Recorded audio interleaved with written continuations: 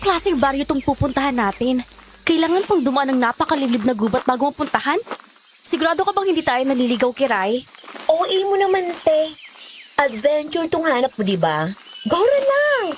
Carry natin yan. Hindi tayo naliligaw, okay? Hindi na magandang pakiramdam ko. Parang may mga matang nakatingin sa atin habang naglalakad tayo. Ay, naku, ang arte ninyo. Kayo naman ang sumama sa akin paluwas dito, tapos ang dami yung eme. Makakarating din tayo. Bilisin na natin. Kiray, tama si Darcy. Parang may mga nakatingin sa atin. Saka parang may naglalakad sa likod ng sukalan. Tama na yan. Yun na, oh. Tanaw ko ng Dolores Uno. Yan ang pangalan ng lugar na pamimistahan natin. Tara na!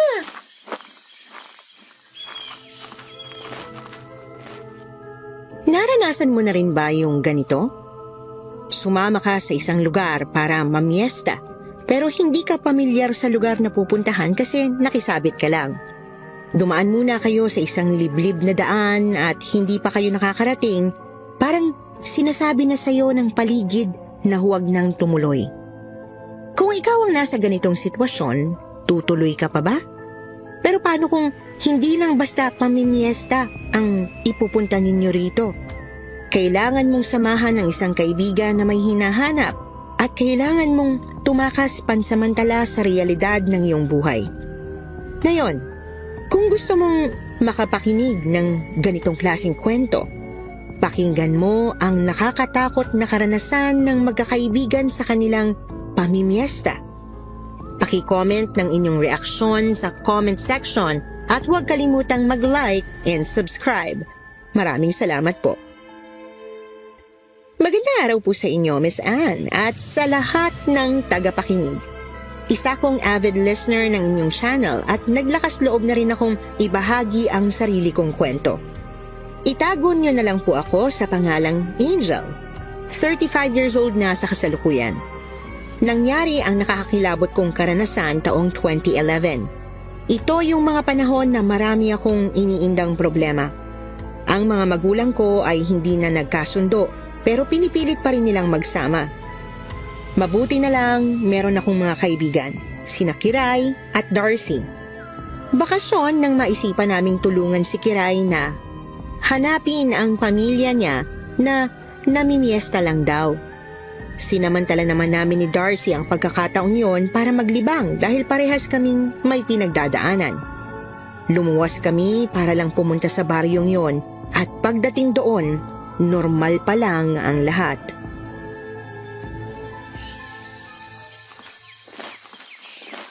Kanina pa tayo naglalakad oh. Hindi mo ba talaga alam kung saan pumunta yung pamilya mo? Hindi pa nga ako nakakarating dito. Ngayon nga lang, di ba? Sigurado ka ba na dito talaga sila pumunta? Oo, sigurado ako. Dito yun. Dito raw kasi nakatira yung kakilala ng nanay ko na pamimiyastahan nila at saka nakarating na ako rito noon.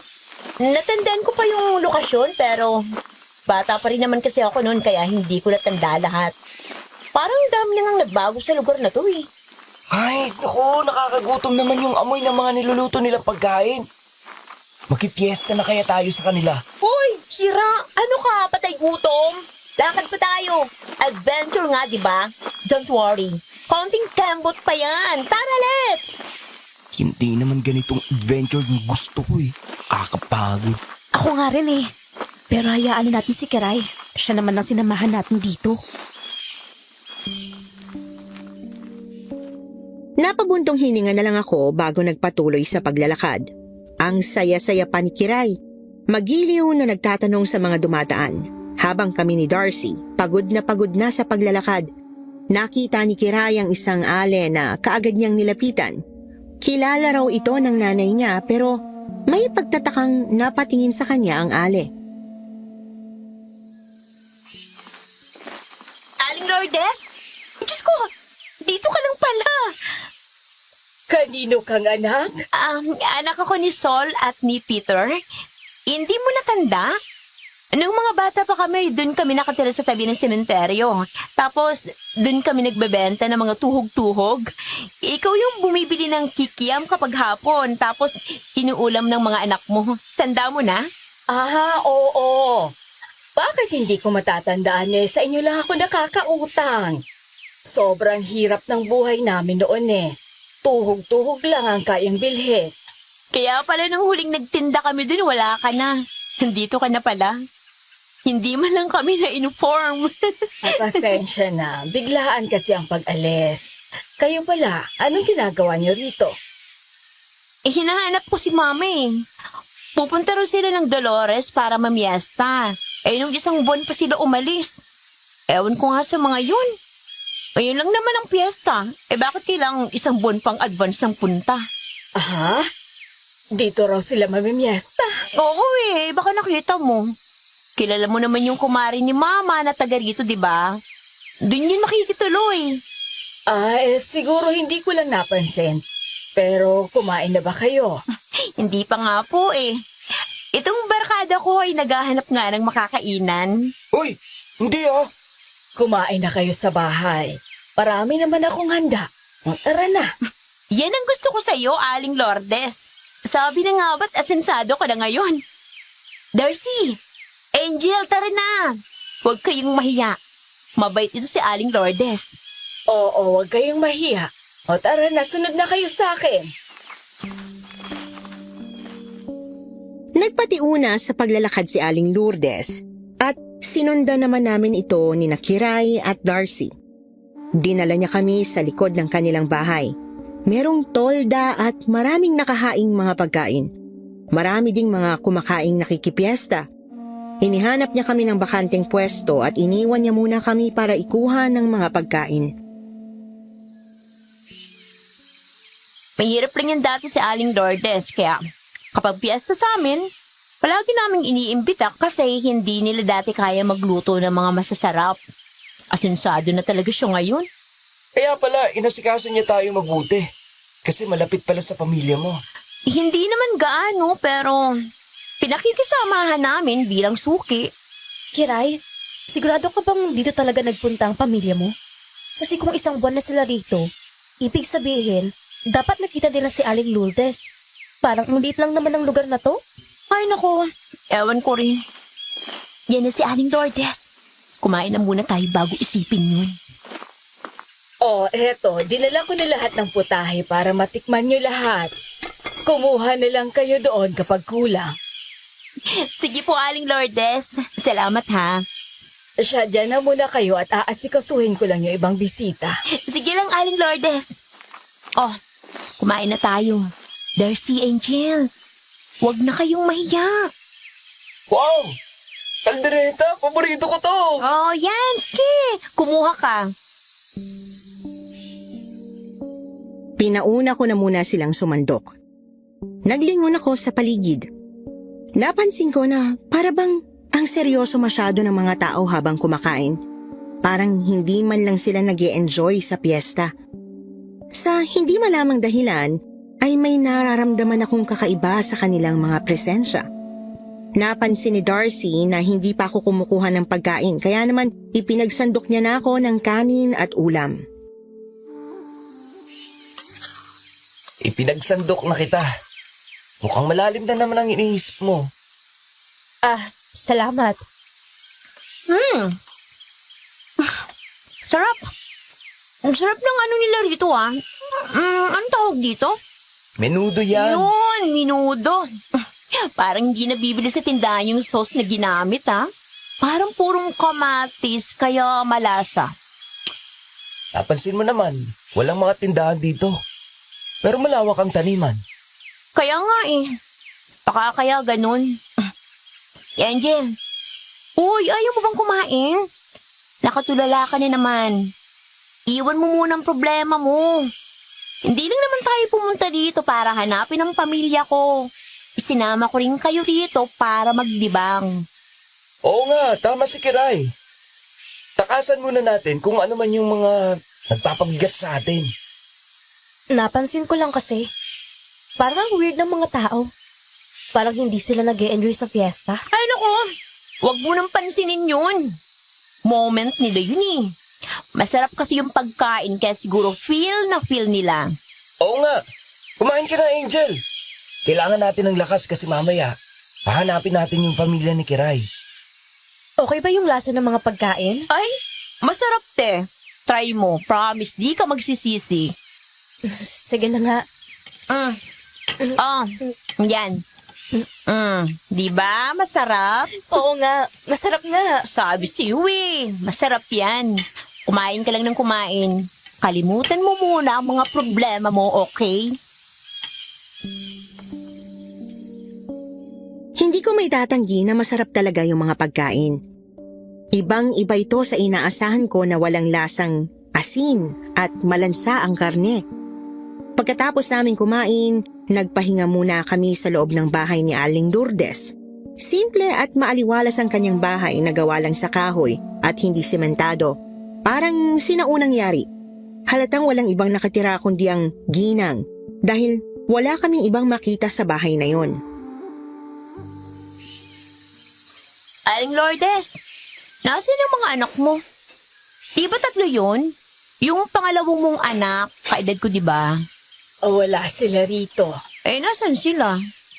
Piyestang-piyesta pa naman, oh. Nasa tatay nila. Eh, dapat pinapunta mo rito kahit ngayon lang. May ganap naman eh. Hayaan mo na. Ikaw ba, Kiray?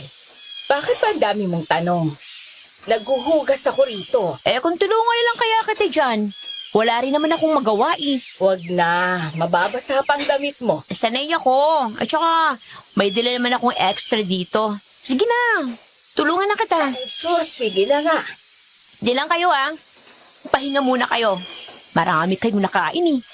Sige. Darcy, labas muna ako ha. Gusto ko lang magpahangin. Sama ako. Wag na. Magpahinga ka na lang dyan. Ang sarap ng pagkakahiga mo eh. Sige na. Hindi na nagpumilit pa si Darcy kaya naman mag-isa akong lumabas. Humanap ako ng mapupwestuhan at nagsindi ng yosi. Kitang-kita ko ang mga taong dumaraan. Meron talagang kakaiba. Parang masyado silang seryoso. Hindi ko alam kung dahil ba malungkot ako kaya ganoon ang nararamdaman ko o dahil may iba talaga sa kanila. Masyado akong nalibang sa pagmamasid. Hindi ko na namalaya na katabi ko na pala si Darcy at inalis niya ang yosi sa aking bibig. Ano ba, Darcy? Nagyoyosi ka na naman. Kailan mo ba ititigil yan? Kapag itim ng baga mo, Mahirap itigil ang nakasanayan. hindi mo na ba mahal ang sarili mo? Wow! Coming from you ha. Ikaw nga tong ayaw ipagamot ang sakit. Kasi sabi mo, mamamatay din naman. May taning ng buhay ko, sabi ng doktor. Gamutin man o hindi, mamamatay din ako. Yan! Ganyan ang iniisip mo sa halip na magpa-doktor ka. Madali lang yan sabihin para sa'yo. Kasi may kaya ang pamilya mo. Hindi namin kagaya na mas pipiliin naming unahin ang pagkain namin sa araw-araw kaysa magpagamot sa ospital. May kaya nga pero wala namang kwenta ang mga magulang. Ay, hindi mo kasi alam kung gaano kabigat ang pinagdadaanan ko sa araw-araw. Kaya madali lang sa'yo na sabihin yan. Sa bagay. Mabuti pa nga si Kiray. Mukhang masaya ang pamilya niya kaya hinahanap niya. Kung ako ang napunta sa ganung sitwasyon, hindi ko na sila hanapin. Pare-parehas lang tayong may pinagdadaanan. Kaya tayo napunta sa lugar na ito. Hindi rin madali kay Kiray na malayo ang pamilya niya. Tapos, hindi pa natin mahanap. Sa bagay nga. Angel, tingnan mo. Ano yun? Saan? You know, Dumako ang paningin ko sa itinuturo ni Darcy. Nakita ko ang isang bata na karga-karga ng isang lalaki habang umiiyak. Sa tuwing nag-uumalpas siya ay pinapalo ang kanyang katawan. Napansin din namin na nakagapos ang kanyang mga braso at binti. Kasunod din nila ang ilang kalalakihan na malalaki ang katawan.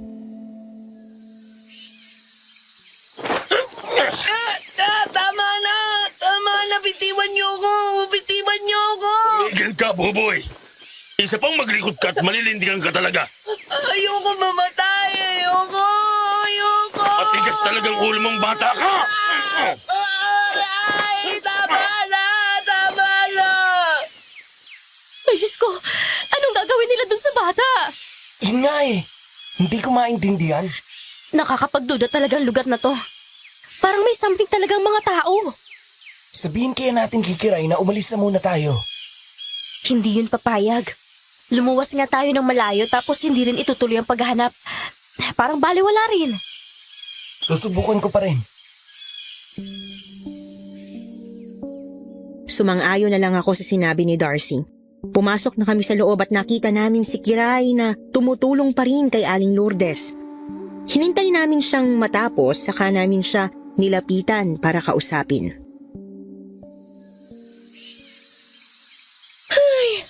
Bongga talagang pahanda ni Aling Lourdes. Gabundok ng hugasin. Sa wakas, natapos din. Kiray, Ano yun, Darcy? uwi na kaya tayo? Mukhang hindi na natin mahahanap ang pamilya mo. Hindi rin alam ni Aling Lourdes kaya baka naman wala sila rito. Alam kong hindi sila pumunta rito. Tandang-tanda ko pa nung nagpaalam sila sa akin bago umalis. Balik na lang tayo rito sa isang araw. O hintayin mo na lang silang umuwi. Kasi matatapos na rin naman ang fiesta. Oo nga, Kiray. Di ba sabi mo, pumunta lang sila rito para makipiesta? Uuwi na yun bukas. Hintayin mo na lang. Hindi kasi ganun ang nararamdaman ko sa pamilya ko eh. Pakiramdam ko talaga, kailangan ko silang hanapin. Kiray, nag-overthink ka lang. Uuwi din yung pamilya mo. Huwag kang mag-alala. Akala ko ba gusto niyong lumayo muna sa inyo, tapos gusto ninyo ng adventure, kaya rin kayo sumama sa akin. Marami pa namang lugar na pwedeng puntahan eh. Eh bakit biglang ayaw niyo na sa lugar na to? May nakita ba kayong kakaiba?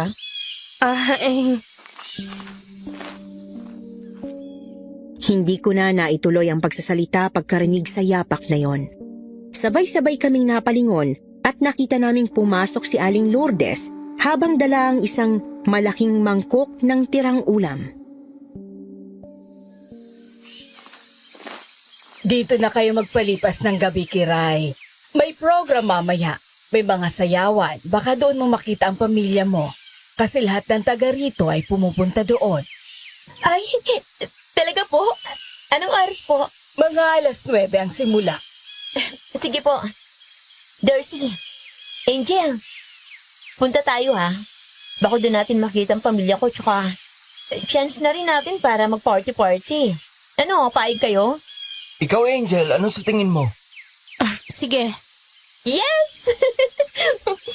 Aling Lourdes, goran-gora kami dyan! Yan. Pumunta kayo para sulit ang pagpunta nyo rito. Nagkatinginan na lang kami ni Darcy at kapwa kami hindi na lang tumanggi dahil gusto talaga ni Kiray makita ang pamilya niya. Pasado 9:00 ay nandoon na kami sa lugar kung saan gaganapin ang program. Isa lang itong malaking tolda na punong-puno ng mga speaker. May mga tumutugtog din na iba't ibang instrumento at ang pinakailaw ay ang malaking apoy sa gitna. Marami ring iba't ibang nakahandang pagkain.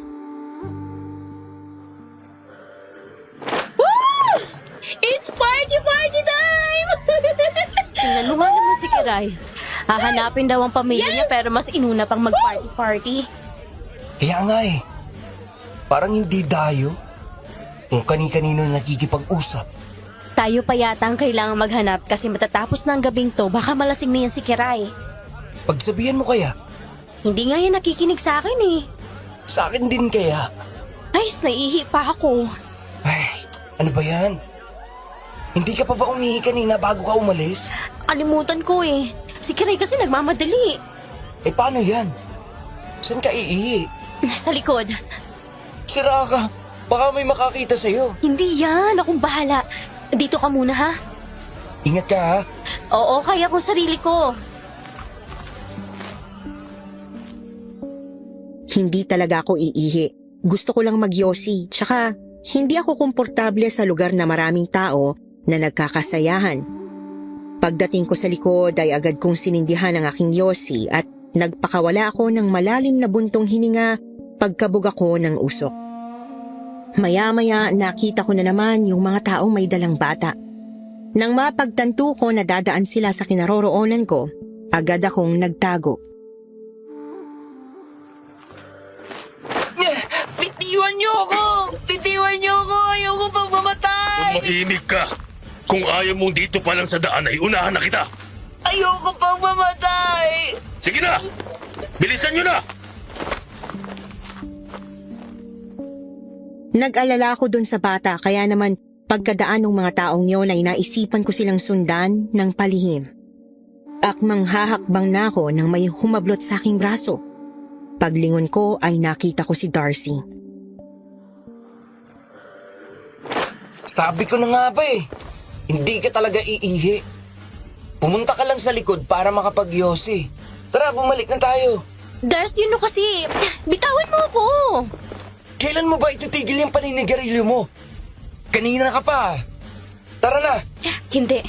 Darcy, samahan mo ako. Saan naman? Basta may pupuntahan tayo. Samahan mo ako. Uy, Dali! bakit mo ko iniilasan ba kasi? Wala nang nagawa si Darcy nang hilahin ko siya. Natandaan ko kung saang direksyon dumaan yung mga tao na may kasamang bata. Pagdating namin sa sukalan ay nakita ko ang kinaroroonan nila. Naroon sila sa tabi ng isang malaking punong balete at meron dong altar. Nakapaligid sila sa malaking apoy sa gitna. Ang bata ay nakagapos at pagkalaoy, inihiga nila ito sa isang malaking lamesa na may mga patalim sa dulo. Nagwala ang bata at pilit na inaalis ang pagkakatali sa kanya.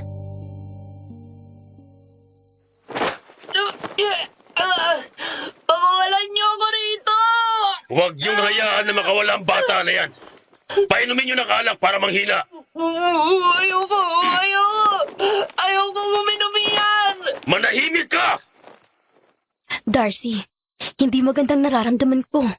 Parang nahulaan ko na kung anong gagawin nila dun sa bata. Ang brutal naman nila kung gano'n ang gagawin nila. Panoorin na lang natin. Lando!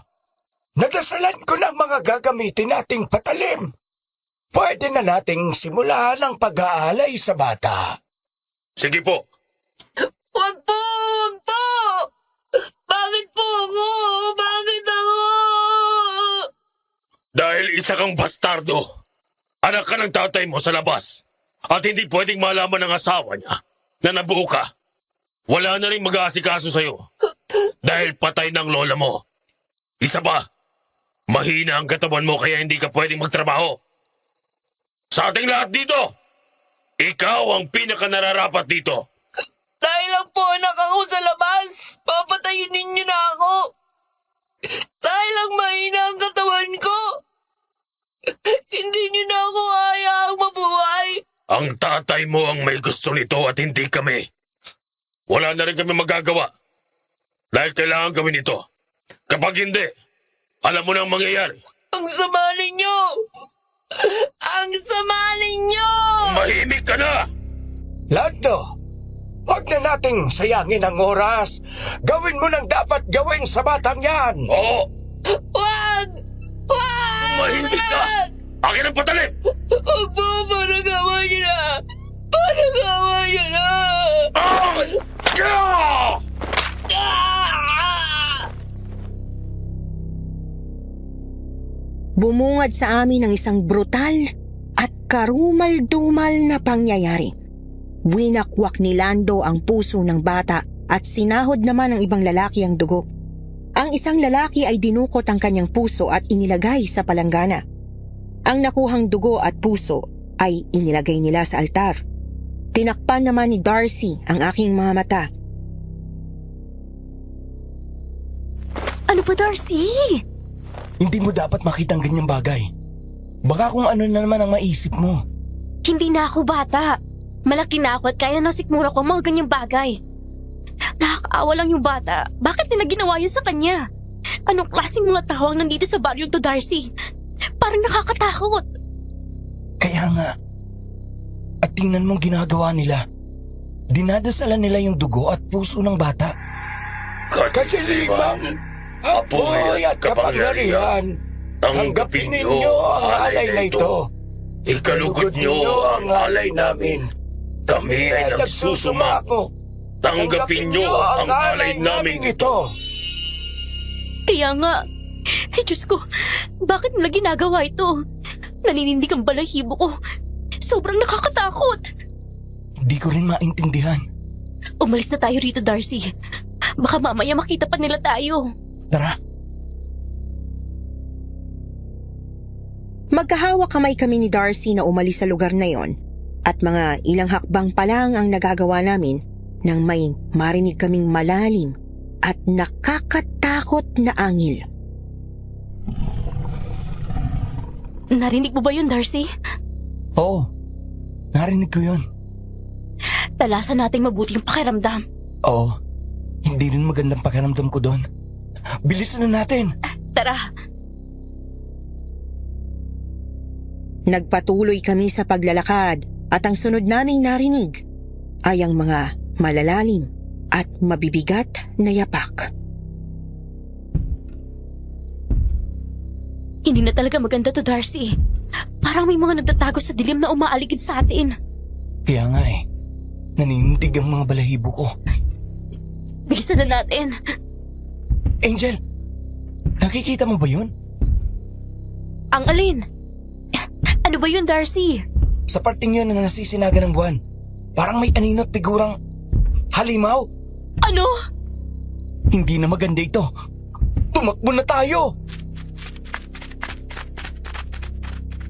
Halos liparin na namin ang daang iyon sa bilis ng aming pagtakbo pero bigla na lang akong hindi makahakbang. Parang may puwersang humihila sa binti ko para hindi makapagpatuloy. May hindi nakikitang bagay na pumipigil sa akin. Darcy! Hindi ako makagalaw! Hindi ko maihakbang ang mga paa ko! Diyos ko, paano yan? Kumapit ka sa akin. Hihilahin kita. Eto na! Ano ba, Angel? Huwag mong itigas ang binti mo. Hindi kita mahila. Hindi ko itinitigas! Wala akong ginagawa! Yan nga pinagtataka ko. Parang may humihila sa binti ko na hindi ko nakikita. Subukan ko ulit. Higpitan mo pang kapik sa kamay ko. Sige! Aray! Bakit? Ano nangyayari sa'yo, Darcy? Parang may humampas sa mukha ko na hindi ko nakikita. Ano? Diyos ko! Ano nangyayari? May humahampas sa mukha mo tapos may humihila sa paa ko! Aray! Ang sikmura ko! Diyos ko! Ano na ito? Hindi pa rin ako makagalaw kahit anong gawin ko! Aray! May humila sa buhok ko! Kakargahin na kita, Angel. Umalis na tayo rito. Parang pinaglalaruan tayo sa lugar na to. Sige! Saan yun ang galing? Hindi ko rin alam. Wala akong makita maliban sa ating dalawa. Diyos ko! Natatakot na ako, Darcy! Hindi ko na maintindihan kung anong nangyayari! Kakargahin na talaga kita. Sige, Darcy! Bilisan mo! Hindi talaga kita makarga, Angel. Diyos ko! Paano na ito? Diyos ko! Yun na naman yung angil na yun! Diyos ko, saan ba yun ang gagaling? Hindi ko rin maintindihan. Teka. Aray! May sumasakal sa akin. Ha? Wala akong nakikita! Ramdam ko, Angel, sa leeg ko. Wala talaga akong makita, Darcy! Wala talaga! Aray! Diyos ko! Ano bang nangyayari? Feeling ko, nandito lang sila. Hindi lang sila nakikita. Hindi nakikita ang kalaban natin, Darcy! Angel! Anino! Ang daming paparating na anino! Ha? You know, tingnan mo! Oo nga! Ang dami nila! Diyos ko! Ano ito?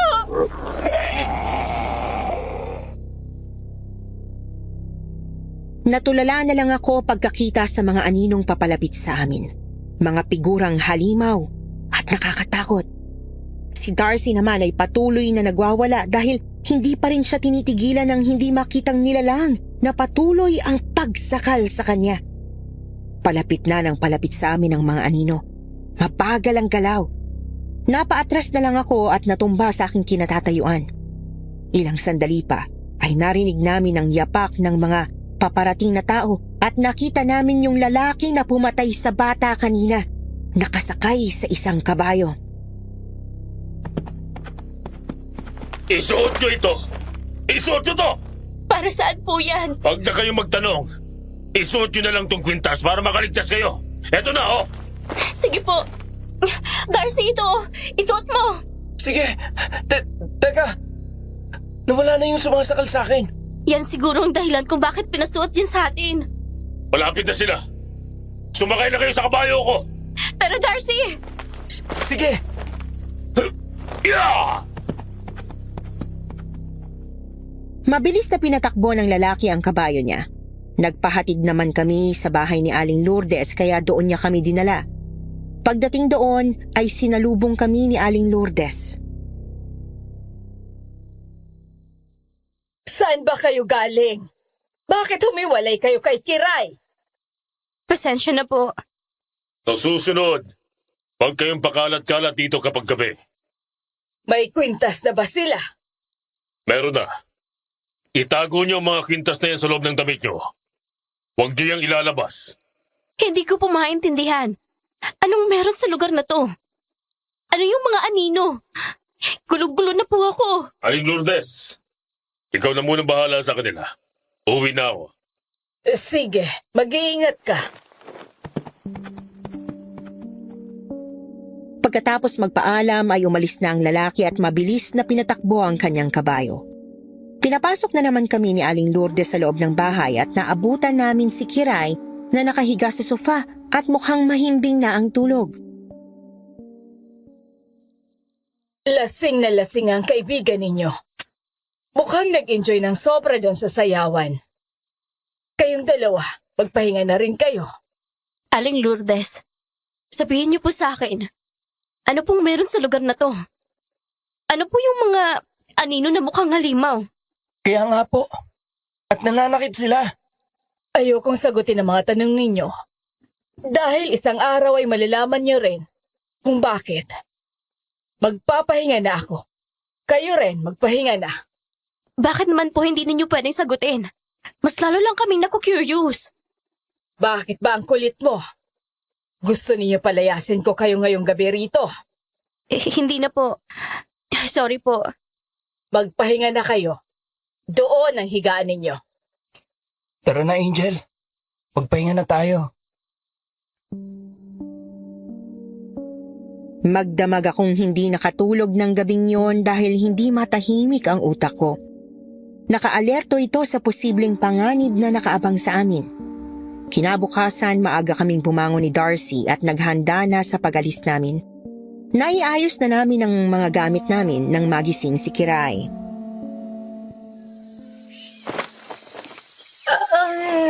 Ay, sakit ang ulo ko. Bakit ba kasi nagpakalasing ka kagabi? Nag-enjoy eh. At saka, ang same kainin mo ng mga tao doon. Eh kayo ba? Saan kayo pumunta kagabi? Hoy, huwag yung sabihin na nag-date kayong dalawa sa dilim. Eto kasi si Angel, nag-iosip pa sa dilim tapos ang daming nangyari. Eh bakit? Ano bang nangyari? May isang lugar na parang altar kung saan nagsasagawa ang mga lalaki rito ng ritual. Tapos, may isang bata silang pinatay para kuhanin ng dugo at puso. Ha? Hindi lang yun. May mga halimaw na hindi nakikita at nananakit siya. Sinakal nga niya ako eh. Ang tanging makikita mo lang sa kanya ay anino. Ano? Hindi niyo ba ako niloloko? Isa lang ang ibig sabihin nito, Kiray. Hindi na tayo ligtas sa lugar na to. Tsaka may kwintas ka, di ba? Ibinigay yan sa atin para siguro gawing pangontra. Oo, tama si Darcy. Kaya, Kiray, hintayin mo na lang ang mga magulang mo na umuwi sa bahay. Kaysa magtagal tayo rito. At saka kung hindi mo sila mahanap, humingi na tayo ng tulong sa mga otoridad. Mas maganda yung may kasama tayong mga malalakas na tao. Tama. Umuwi na tayo. Mukhang hindi ko na rin naman sila mahahanap. Hindi ko nga sila nakita kagabi. Yun na lang sana ang huling pag-asa ko pero wala talaga sila. Huwag kang mawalan ng pag-asa, Kiray. Makikita mo pa ang pamilya mo. Malay mo, pag uwi mo, andun na pala sila sa bahay. Nauna pa silang umuwi sa'yo. Kaya nga, Tumangulang si Angel pero tahimik siya at hindi nagsasalita. Kaya sigurado akong malungkot siya. Hinintay namin siyang maigayak ang sarili niya, saka namin pinuntahan si Aling Lourdes sa sala. Naabutan namin siyang hawak ang isang picture frame na tila ba larawan nila ng pamilya niya. Nang maramdaman nito ang presensya namin, ay nilapag niya ang kanyang hawak sa lamesa at humarap sa amin. Gising na pala kayo. Magkape na kayo doon. Aling Lourdes, hindi na po. Aalis na rin kami. Akala ko ba hinahanap ni Kiray ang pamilya niya? Mukhang hindi pa niya nakikita. Hindi na po, Aling Lourdes. Baka po nauna silang umuwi sa bahay. Siguraduhin niyo lang kung makakauwi kayo. Ha? Bakit naman hindi? Tanda pa po namin kung saan kami dumaan. Kayo ang bahala. Aling Lourdes, maraming salamat po sa pagpapatuloy sa amin. Ang sarap po ng mga pagkain. Oo nga, Aling Lourdes. Salamat talaga, ha? At saka, natuwa ako na nagkita tayo ulit sa tagal ng panahon na hindi kita nakita. Kaya nga, basta mag-iingat kayo ha. Sige na, lumakad na kayo. Umalis na kami sa bahay ni Aling Lourdes matapos makapagpaalam. Kung saan kami dumaan nang dumaan kami sa lugar na yon, ay doon din kami muling tumungo. Ang nakapagtataka lang ay parang mas malayo na ngayong pabalik kesa noong papunta kami. Dati ay mahigit 30 minuto lang kaming lumakad pero ngayon ay inabot na kami ng mahigit 1 oras sa paglalakad. Ang weird naman. Parang ang layo na ng nilakad natin. Hindi pa rin natin natutunto ng daan palabas. Parang 1 oras na tayong naglalakad ah. Hindi kaya mali ang dinadaanan natin? Ay, oo. Alam ko na. Hindi pa tayo nakakarating dun sa puno ng mangga na may nakaukit na arrow. Ibig sabihin, malayo pa tayo sa labas. Malayo na itong nalalakad natin. Bakit naman ganon? OMG! Hindi kaya minamaligno na tayo? Ay, Diyos ko, yari na tayo. Baka may sak tayo dito eh. Tsaka, survival movie na ba tayo? Hindi naman siguro. Ano na lang, subukan nating dumaan dun sa kabila. Oo nga no. Subukan nating dumaan doon. Baka makalabas na tayo. Tara. Nagpatiuna ako sa paglalakad at sumunod naman sa akin sina Kiray at Darcy. Akala namin, mahahanap na namin ang daan palabas pero pagdating sa daan na yon, mas lalo kaming hindi nakalabas dahil lumabas lang din kami sa Dolores 1. Oh, nandito na ulit tayo. Hindi naman pala ito daan palabas eh. Shortcut pala ito para makarating sa Dolores 1. Kaya nga eh. Pasensya na kayo at mali pa lang na ituro ko. Akala ko ito na yun eh. What if balik ta rin kaya natin ang mga damit natin? Baka natitikbalang na tayo, my gosh! Hindi rin malabo yun. Subukan din natin. Aray! Ang sakit ng ulo ko. Naku, Darcy! Darcy! Umaatake na naman ang sakit niya. Ay, Diyos ko, ano gagawin natin, Kiray? Natumba siya! Hindi natin kaya si Darcy. Humingi na tayo ng tulong sa mga tao rito. Yun si Aling Lourdes. Teka, tatawagan ko siya. Aling Lourdes! Aling Lourdes! Si Darcy! Tulong! Ayun na siya. Paparating na siya. Anong nangyari sa kaibigan ninyo? Masakit po ang ulo niya. Umatake po ang sakit niya. Alalayan niyo muna at dalhin natin sa bahay. Tapalan muna natin ang pampatanggal ng sakit ng ulo. Opo. Nagtulong-tulong na kaming 4 na makarga si Darcy na nawawalan na ng malay dahil sa sobrang sakit ng ulo. Dinala namin siya sa bahay ni Aling Lourdes. Inihanda niya ang mga langis at mga halamang gamot na makapagtatanggal sa sakit ng ulo ng kaibigan ko. Pinainom muna namin si Darcy ng maligamgam na tubig pagkatapos ay Hinilot ni Aling Lourdes ng langis ang kanyang ulo, saka tinapala ng halamang gamot. Pinagpahinga muna namin siya at pinahiga. Hindi kami umalis sa tabi niya. Ilang minuto lang at nahimasmasan na siya. Darcy, kamusta ang pakiramdam mo? Nabawasan ng sakit ng ulo ko.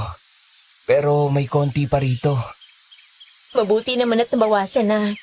Kahit papano kasi may alam si Aling Lourdes sa panggagamot. Nakakainis kasi na sakit ito eh. Sinabi ko na naman sa'yo, Darcy. Magpa-doktor ka na.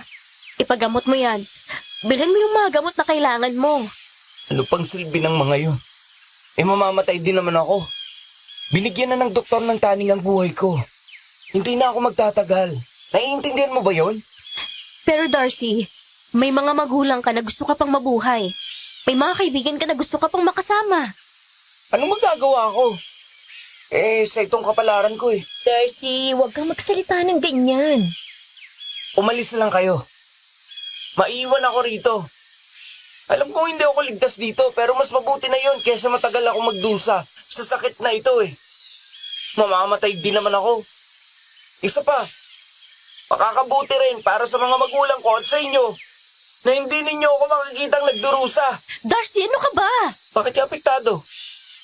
Kung ikaw ang tatanungin, ayaw mo na rin namang mabuhay, di ba? Dahil nakakasawa ng buhay na puro problema, aminin mo! Oo, nakakasawa ng mabuhay. Totoo yun. Pero ikaw, Darcy, may pamilya ka nagmamahal sa'yo. Ako wala.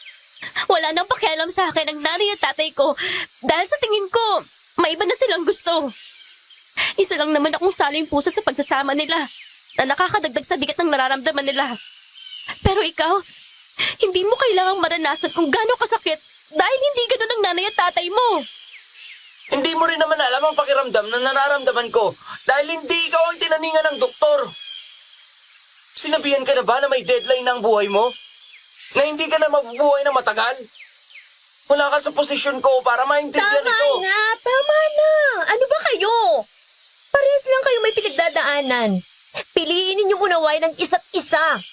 Puro na lang ba kayo away? Pataasan ng pride? Hali kayo. Yayakapin ko kayo. Bes. Laban lang ah. Huwag kayong susuko sa buhay. Nandito pa naman ako para sa inyong dalawa. Kahit anong mangyari, huwag na huwag kayong bibitaw. Magtutulungan tayo sa lahat ng pagkakataon. Salamat, Bes. Palagi ko talaga pinapalakas ang loob namin. Sino pa bang magtutulungan kundi tayo-tayo lang din? Tahan nga kayo dyan. Huwag na kayong mag-aaway, ha? Palagi yung isipin na magiging maayos din ang lahat. Yaka pa kayo. Dali na. Ang mga preni ko talaga, oh. Salamat, Bes, ha? I love you talaga. Yes, I love you too, Bes. Kung hindi dahil sa'yo, Kiray, hindi na namin alam ni Angel kung saan kami kukuha ng lakas. Ikaw lang talagang nagpatatag sa amin. Siyempre, dahil bukod sa pamilya kong totoo, pamilya ko rin kayo. Mahal na mahal ko kayo. Simula talaga nang maging magkakaibigan kami ay palaging si Kiray ang nagpapalakas ng loob namin. Siya rin ang palaging umaawat sa pag-aaway namin ni Darcy. Kinagabihan, wala kaming choice kundi makitulog na lang muna ulit kay Aling Lourdes dahil hindi pa maganda ang pakiramdam ni Darcy. Pinuntahan naman kami ng ginang sa kwarto namin para paalalahanan. Ang mga kwintas nyo huwag niyong tatanggalin yan. Siguraduhin yung suot ninyo habang natutulog. Huwag ninyo yang iwawala dahil kapag nawala yan, hindi na namin yan mapapalitan. Mahirap gawin yung kwintas na yan. Dahil yan ay nagtataglay ng mutya na nanggagaling pa sa mga ermitanyo. Opo. Magpahinga na kayo at magpapahinga na rin ako. Lalo ka na, Darcy. Importante sa kagaya mo ang maagang pahinga sa gabi. Opo, sige po. Sige na. Pupunta na ako sa kwarto ko. Yung mga kwintas nyo siguraduhin yung suot nyo. Suot ko naman yung akin. Hindi ko inaalis sa katawan ko dahil sa nangyari nung isang gabi. Hindi ko talaga mag-gets yung pinagsasasabi ninyo na aninong nananakit. Sure ba kayo na di kayo nag-iimbento ng kwento? Di kasi talaga kapanipaniwali. Kagabi, nagulat na lang ako nang nilagyan ako ni Aling Lourdes ng kwintas. Para sa protection daw. Bes, hindi yun imbento. At bago mo pa ma-encounter yung nilalang na yun, siguraduhin mong suot mo yung Teka, nasan yung kwintas mo? Ha? Nawawala ba? Oo nga. Kiray, hindi mo suot yung kwintas. Hala, hindi ko pala suot. Naku, nasaan na kaya yun? Hindi mo ba tanda kung saan mo naiwan? Ipatong o ano? Hindi eh. Naku, paano na kaya to? Humingi na lang kaya tayo ng bago kay Aling Lourdes. Mahirap na. Baka kung ano mangyari kay Kiray kapag di niya suot yung kwintas. Narinig mo naman yung sinabi niya kanina, di ba? Hindi na pwedeng humingi ulit kapag nawala yung kwintas natin kasi mahirap daw yung gawin. Eh paano na yan? Paano si Kiray? Mga bes, anong gagawin ko? Delikado pa talaga to. Paano na nga yan, Angel? Mukhang hindi maganda to. Gawin na lang natin lahat para protektahan siya. Huwag kang mag-alala, Bes. Poprotektahan ka namin. Nagkatinginan na lang kami ni Darcy. Parehas kaming nag-aalala. Hinanap namin ang kwintas ni Kiray sa lahat ng sulok ng bahay pero hindi talaga namin nakita kahit naghalughog na kami. Nagtabi kaming tatlo sa higaan at nakagitna si Kiray. Ang lakas ng kabog ng dibdib ko ng mga oras na yon at pare-parehas kaming hindi makatulog dahil nananatiling alerto ang utak namin. Nang narinig namin ang mga malalakas na yapak, ay niyakap namin ng mahigpit si Darcy. Bes, yun na ba yung sinasabi ninyo? Ay, Diyos ko, natatakot ako. Huwag kang matakot, Bes. Nandito kami ni Darcy para protektahan ka. Pero Bes, yung kwintas, hindi ko suot. Huwag ka mag-alala. Kakayanin natin to. Nandiyan na siya. Bes! Huwag kang mag-alala, Bes. Kumapit ka lang sa akin. Kapit lang. Bes! Kapit lang ng mahigpit. Tingnan ninyo. Parang nabubutas yung bintana. Ay, Diyos ko, pinapasok na niya tayo. Pero hindi talaga siya nakikita. Hindi natin alam kung paano natin siya lalabanan. Bes, tingnan niyo yun. May anino. Ha? Oo nga. Nandiyan na yung anino. Ay, Diyos ko, tama nga kayo. Hindi na ito maganda. Pumunta tayo kay Aling Lourdes. Baka alam niya ang pangontra dito. Tama. Lumabas tayo ng kwarto. Magkahawak ang kamay namin na pumunta sa tinutulugan ni Aling Lourdes. Nadatna namin ang ginang na nakahiga sa kanyang papag at mahimbing nang natutulog. Nabulabog ang ginang sa ingay ng aming mga yapak, kaya naman nagising ito at gulat na tumingin sa amin habang pakisap-kisap pa ang mga mata. Anong problema ninyong tatlo? Aling Lourdes, huwag kayong magkunwari na wala kayong alam sa nangyayari. Kayo ang unang nakakaalam kung ano meron sa lugar na to, hindi ba? Baka po alam ninyo kung ano pwedeng gawin. Kung anong pangontra kasi nagsisimula na siyang magparamdam. Yan na po siya! Ali Lourdes, tulungan niyo po kami. Ano pong gagawin namin? May alam po ba kayo? Sinabi ko naman kanina na huwag ninyong kalilimutang isuot ang kwintas. Pero, Aling Lourdes, nawawala po yung kay Kiray. Oo nga po, Ali Lourdes. Paano na po yun? Nawawala po yung sa akin. Hindi ko nakasalanan yan. Nasabihan ko na kayo at nagbigay na ako ng babala. Hindi kayo nakinig. Aray! Ano nangyayari, Kiray? Bes! Ang sakit! Hindi ako kaiga. Aling Lourdes, wala ba kayo gagawin? Nasa panganib si Kiray. Aray! Titingin lang kayo dyan. Aray! Aling Lourdes! Nanatiling tahimik si Aling Lourdes. Ang nakapagtataka pa, walang bakas ng pagkatakot o pag-aalala sa kanyang mukha. Nakatingin lang siya na parang sanay na siya sa ganoong tagpo. Samantala patuloy ang pagsigaw ng kaibigan namin. Awang-awa ako sa nakikita sa kanya. Tumitirik na ang kanyang mga mata habang hinahagilap ng kanyang kamay ang sumasakal sa kanya na hindi makita. Sa sobrang tuliro ko ay hinubad ko ang aking kwintas at isinuot yon sa kanya. Angel, anong ginagawa mo? Hindi mo ba nakikita ha? Halos mamatay ng kaibigan natin. Nababaliw ka na ba? Ikaw naman ang sunod na magkakaganyan. Ayos lang kung ako ang mamamatay. Wala na rin namang kwento yung buhay ko eh. Kaysa naman kay Kiray na hinahanap pa niya yung pamilya niya. Hindi pa siya pwedeng mamatay. Talagang nababaliw ka na, no? Ang problema mo lang naman ay yung pamilya mo eh. Ako, hindi na magtatagal ang buhay ko. Kesa sa'yo, ako na lang magbibigay ng kwintas kay Kiray. Ano ba, Darcy? Ayoko na nga mabuhay, di ba? Tama lang na ako magbigay ng kwintas. Nasisiraan ka na talaga. Ako na magbibigay ng kwintas ko sa kanya dahil hindi na ako magtatagal. Eh, yung problema mo, lilipas din yan. Parehas lang tayong may sakit. Sakit din ng depresyon. Ang kalungkutan. Lahat ng sakit at hirap na nararanasan ko. Ay, di parehas lang tayong mamatay. Sige, ilagay mo rin yung sayo. Ilagay mo! Talagang ilalagay ko. Dahil hindi ako natatakot mamatay. Sakit! Kiray!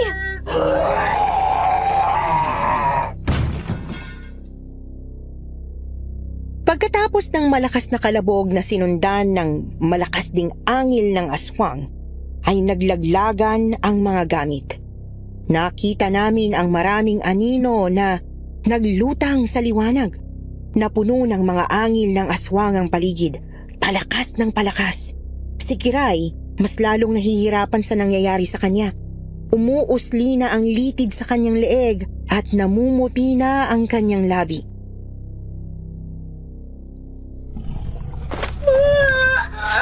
Kiray! Kiray! Anong gagawin natin sa kaibigan natin, Angel? Hindi ko alam! Hindi ko alam! May kwintas na siya, Darcy. Bakit hindi gumagana sa kanya? Dalawa na yung kwintas na nakasabit sa leeg niya. Tapos sa atin na walang kwintas, walang nangyayari. Ay, Diyos ko. Hindi ko na alam, Darcy. Hindi ko na alam. Ano? Aling Lourdes, wala ba kayong gagawin? Tutunga nga lang kayo sa nangyayari sa kaibigan namin. Hindi ba matagal din kayo nakinabang sa pamilya ni Kiray? Naging mabuti sila sa'yo, tapos wala kang gagawin, ha? At saka bakit ganito, Aling Lourdes? Kahit na may kwintas na siya, patuloy pa rin siya sinasaktan ng mga aninong yon. Alam kong alam mo ito. Sabihin mo! Sagutin mo ang mga tanong namin! Hindi gagana ang mga kwintas na yan sa kanya. Dahil hindi naman yan sa kanya. Kiray!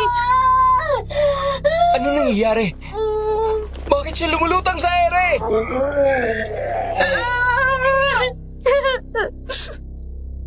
Kiray! Aling Lourdes! Ano na? Wala talaga kayong gagawin, Aling Lourdes! Ang kaibigan namin! Ay, Kiray!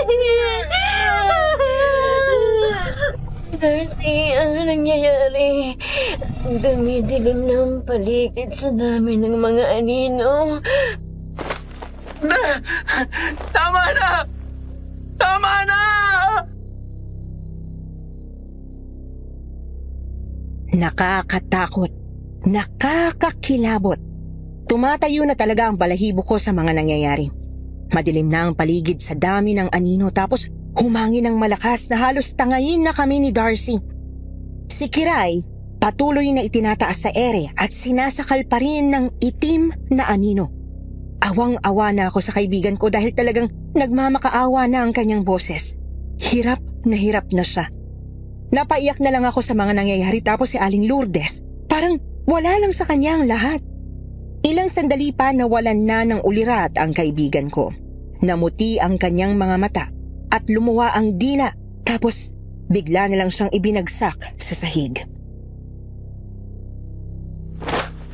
Kiray! Kiray!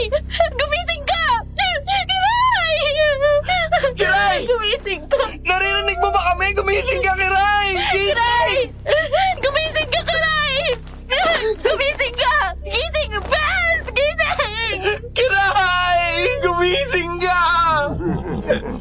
Sino ba kayo?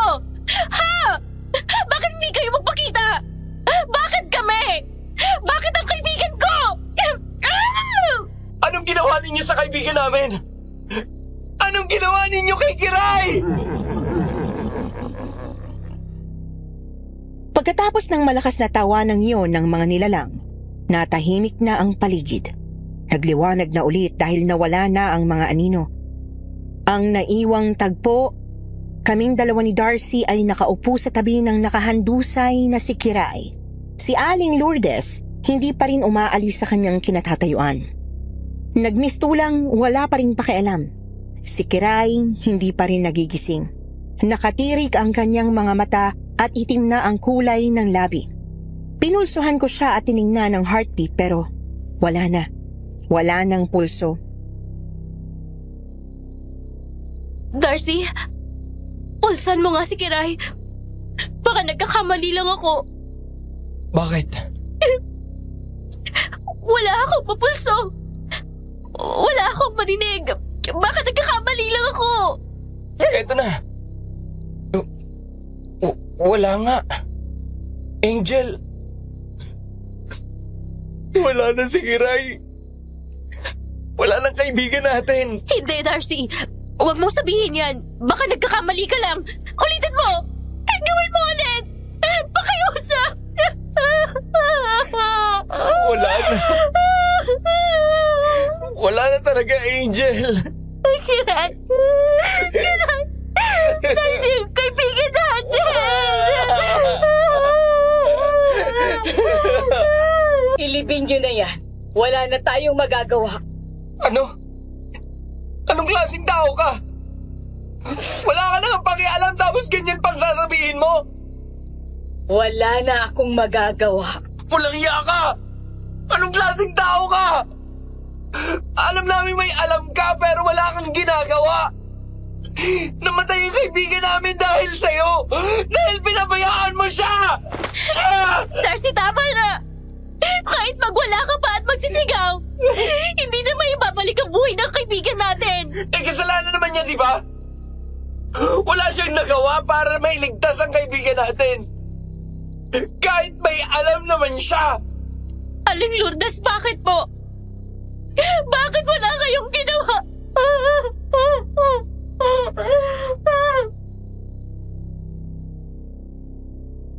Wala na kaming nagawa kundi tanggapin ang nangyari.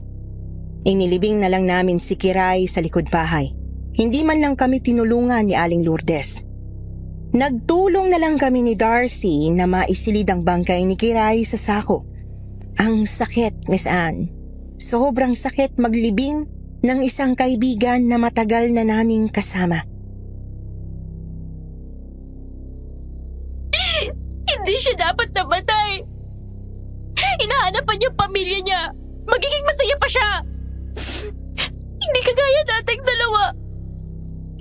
Wala nang patutunguhan ng buhay dahil sa mga sakit na naranasan natin.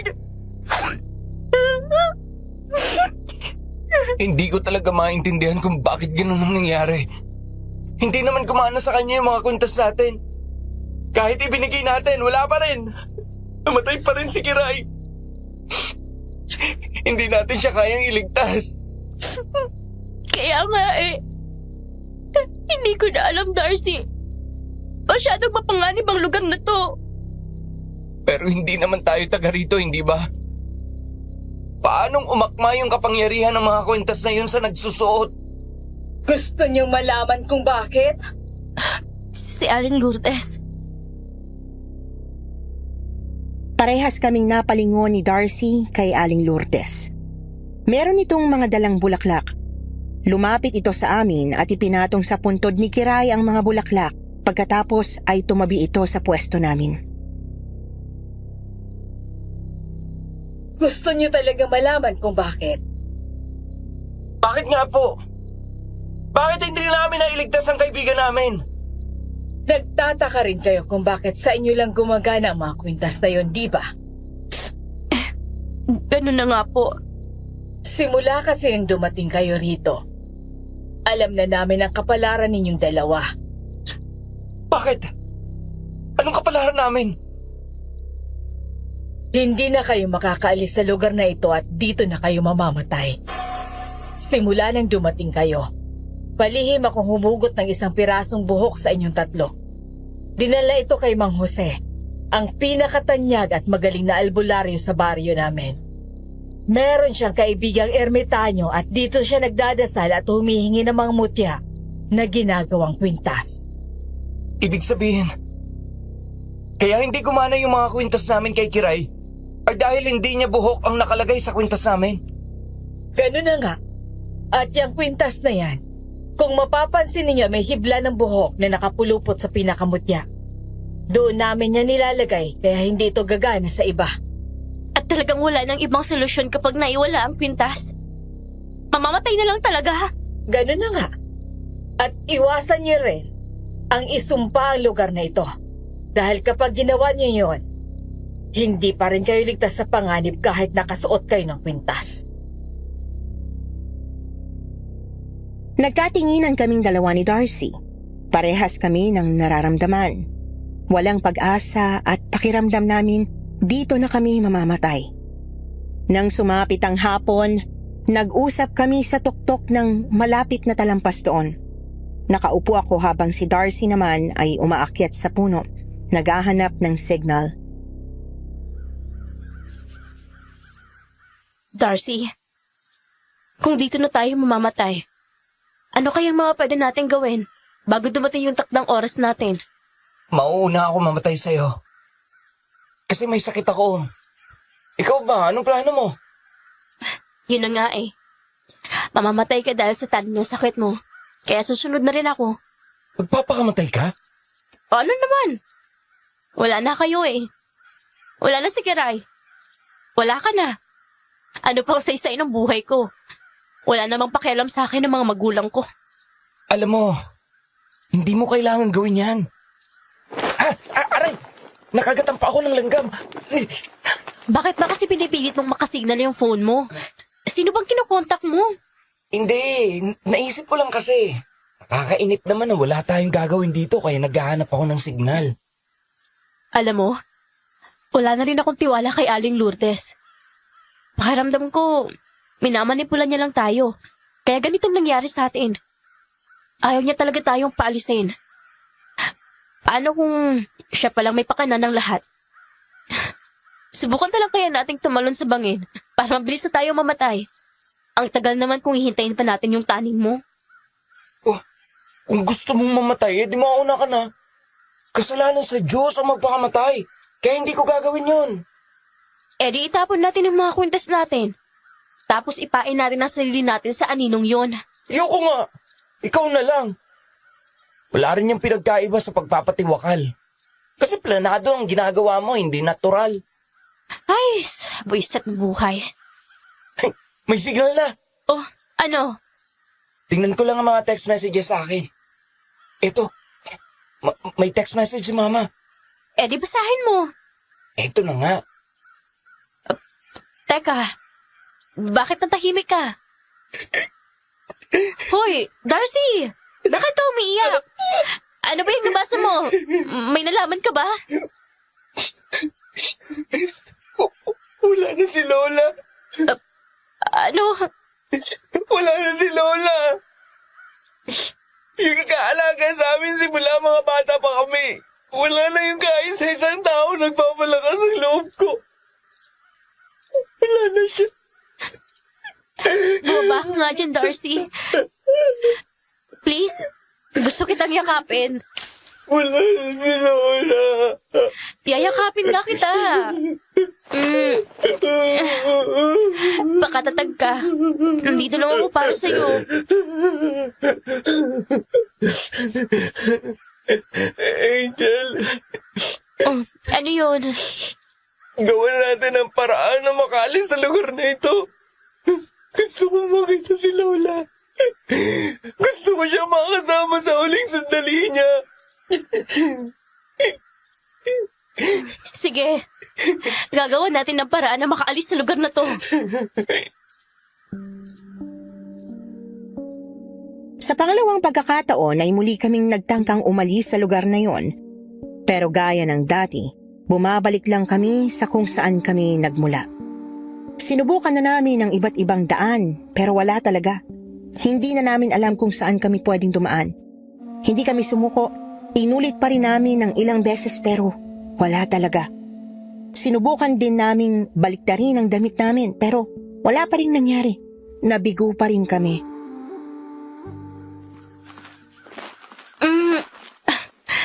Darcy, pahinga muna tayo. Pagod na ako. Kanina pa tayo paikot-ikot pero hindi pa rin natin makuha ang tamang daan. Naggaling tayo doon, di ba? Nasubukan na nating dumaan doon. Oo, Darcy. Lahat ng posibleng daan palabas ay nasubukan na natin. Bakit wala pa rin? Baka may hindi pa tayo nasusubukang daanan.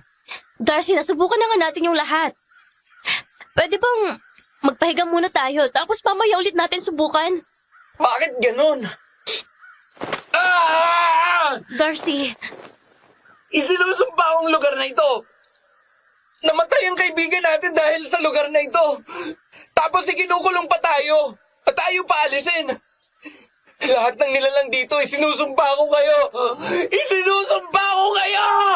Ah! Darcy, ano ka ba? Kasasabi lang ni Aling Lourdes kanina na huwag nating isusumpa ang lugar na to dahil may mangyayaring hindi maganda. Kalokohan! Hindi mapagkakatiwalaan ang babae na yan. At sinabi niya lang yon para manipulahin ang pag-iisip natin. Napupuno na ako.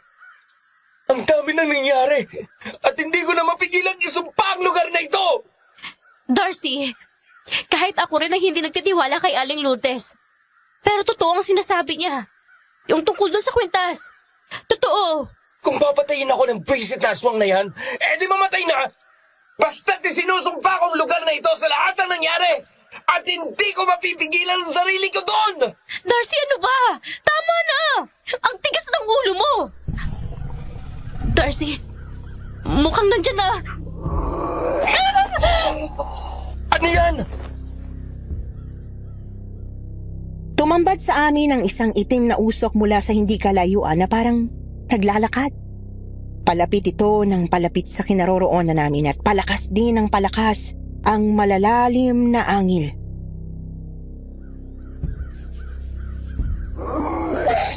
Ay, Diyos ko!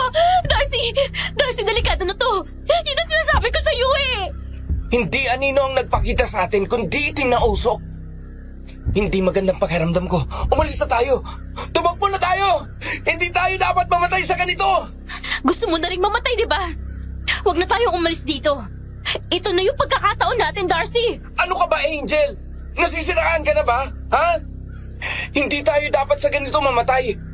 Para na rin pagpapatiwakala ang gagawin natin kung hindi natin nililigtas ang sarili natin dyan. Kung ayaw pang mamatay, edi ako na lang.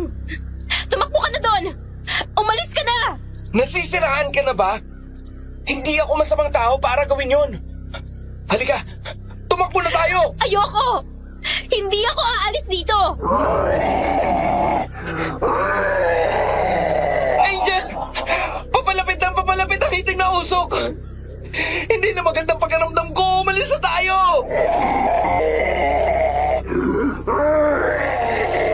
Umalis na tayo! Wala na akong nagawa nang hilahin ni Darcy ang kamay ko.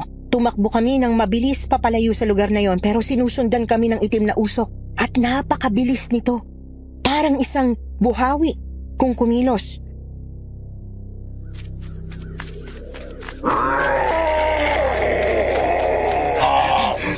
Angel, bilisan mo! Papalapit siya ng papalapit! Ito na ngayon sinasabi ni Aling Lourdes.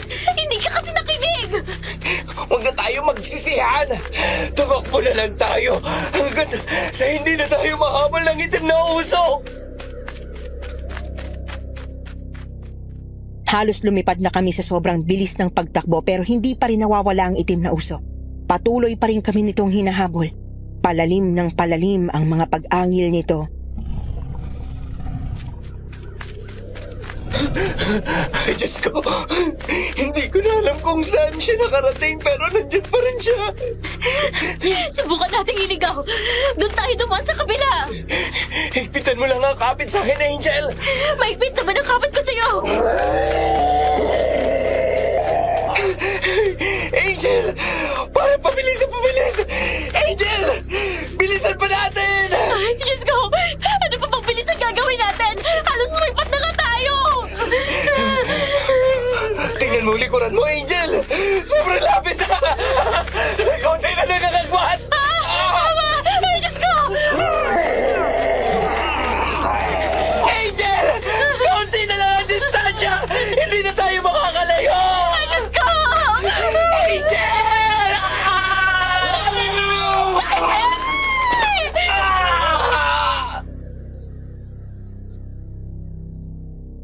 Hindi ko na alam kung ano ba talaga ang dapat kong maramdaman ng mga sandaling yon.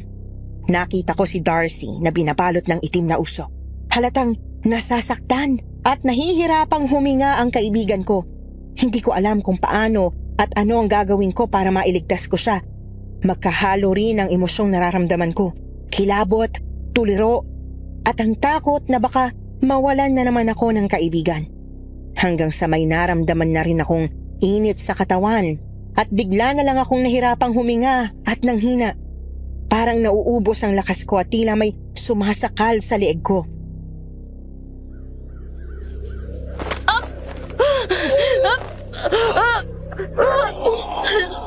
Pakawalan mo ako!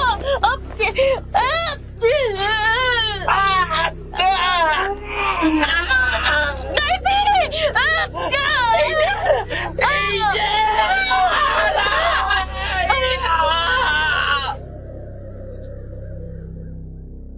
Nakita ko na lang ang kaibigan ko na itinataas ng itim na usok sa ere. Hindi ko na alam ang gagawin ko. Hindi ko na alam kung anong uunahin ko. Hirap na rin ako sa ginagawa sa akin. Kung noong una nanghihina lang ako na parang sinasakal, ngayon naman parang tinutusok ang buo kong katawan. Pakiramdam ko rin ay umuuga ang aking mga laman loob na parang gustong kumawala sa loob ng katawan ko at anumang oras ay tatalsik sa labas. Darcy! Dito na yata tayo mamamatay! Oo nga. Sinubukan naman nating tumakas. Hindi natin ipinain ang sarili natin sa nilalang na ito. Baka dapat itanggapin na lang natin ang kapalaran natin.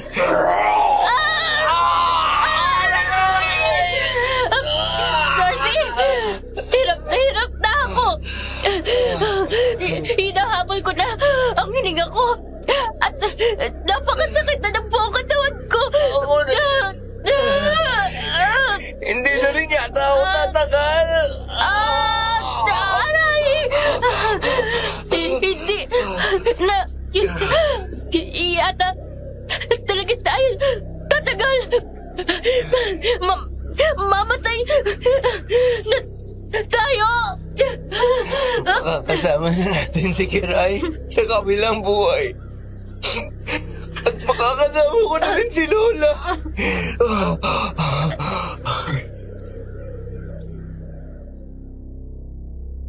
Kitang-kita ko na ang paghihirap ni Darcy at nararamdaman. At ganoon na rin ako. Napaiyak na lang ako at napapikit ng mariin. Parang inaalog ang mga laman loob ko at wala na akong lakas para lumaban. Kataka-taka na yung itim na usok na yon ay ganoon ang ginagawa sa aking sistema. Wala itong pisikal na katawan pero napakasakit nitong umatake. Akala ko talaga katapusan na namin yon pero may narinig akong mabilis na yapak sa kinaroroonan namin. Angel, may pag-asa pa tayo. May paparating. Nasaan? Yung lalaki nagdigta sa atin noong isang araw. Yung lalaki nakasakay sa kabayo. Tingnan mo, paparating siya. Yeah! Yan na siya. Paparating na siya. Napalingon ako sa sinasabi ni Darcy. Tama siya. Paparating na nga yung lalaki at literal na kami ang pupuntahan nito. Sinapian ako ng pag-asa pagkakita sa kanya, lalo na noong gumawi ito sa kinaroroonan namin. Pero ang nakapagtataka ay may dinukot itong punyal mula sa kanyang bulsa at nang makalapit sa amin ay sinugatan niya ang kanyang braso at pinatulo sa lupa ang kanyang dugo. Pagkatapos ay inabot niya kay Darcy ang hawak niyang punyal. Gayahin mo yung ginawa ko. Bakit yung gagawin yun? Ano maitutulong ng pagpapatulo ko ng dugo sa lupa? Makakatulong yan para maligtas ka. Sigurado akong nagalit ang nilalang dahil isa sa inyo ang nagsumpa sa kanila. Hindi kayo may liligtas sa mga kwintas na nakasabit sa lignyo. Dahil ang pinuno mismong sumugod sa inyo. Gusto nila ng dugo nyo. Kaya kung susugatan nyo ang katawan nyo at magpapakita ng dugo sa kanila, magiging kalmado ang kanilang galit. Paano ako maililigtas niyan? Gawin mo na lang. Sa pagkakataong yon ay wala nang nagawa si Darcy kundi kunin ang kutsilyong iniaabot ng lalaki. Tinaga niya ang kanyang braso at pinatulo ang dugo sa lupa. Ilang sandali lang at nalaglag siya sa ere. Hingal na hingal ang kaibigan ko dahil sa sobrang sakit na napala niya. Sa akin naman sunod na iniabot ang kutsilyo at agad ko itong kinuha. Ugatan mo ang katawan mo para maligtas ka. Ito na. Aray. Natahimik na. Wala na yung sumasakal sa akin. Wala na ako nararamdamang sakit. Teka, si Darcy! Darcy! Aray! Ayos ka lang? Ang sakit ng buong katawan ko. Kumapit ka sa akin. Tulungan na kitang bumangon. Eto na. Aray! Doon na muna kayo sa bahay. Mapagkakatiwalaan ka ba namin? Ililigtas ko ba kayo kung hindi nyo ako mapagkakatiwalaan? Sinong siraulong gagawa nun? Sumama na tayo, Darcy. Aalamin natin kung anong sikreto niya. Baka malaman din natin kung paano tayo makakaalis sa lugar na to. Kapag may hindi magandang nangyayari, umalis agad tayo ha. Oo. Kailangan lang talaga nating samantalahin ang pagkakataon na to para mag-imbestiga at maghanap ng paraan kung paano makaalis sa lugar na to. Ano? Sasama ba kayo? Opo, sasama po kami. O tara na. Sumakay na kayo sa kabayo ko. Nagtinginan muna kami ni Darcy bago sumakay sa kabayo. Naging alerto kami sa bawat pagtakbo nito sa kamay ng lalaki na yon. Dinala niya kami sa kanyang bahay. Gaya ni Aling Lourdes, isang sinaunang bahay lang din na gawa sa kahoy pero mas maluwang ng kaunti. Dinala niya kami sa sala at pinaupo sa sofa na gawa sa kawayan. Sa lamesang katapat nito ay nakita namin ng 5 picture frame. Yung 3 ay may mga dalaga, ang isa ay binata at ang isa pa ay isang ginang. Maupo muna kayo dyan saglit. At ihanda ko lang yung mga herbal na itatapal ko sa katawan nyo. Sa naging kondisyon nyo kanina, ay kailangan ko kayong gamutin. Sandali lang po. Ano yun, Iya? Sino po sila? Sila ang pamilya ko. Yung 3 dalaga at isang binata. Mga anak ko, tapos yung isa ay asawa ko. Mabuti nga at meron kaming nadalang printer dito bago kami lumipat. Nagkaroon ng mga picture na yan. Nakita nyo naman. Masyadong malayo sa kabiasnan ng baryo na to. Nasaan na po pala sila? Wala na sila. Patay na. Pinatay po ba sila ng nilalang na umatake sa amin? Yung anino at itim na usok?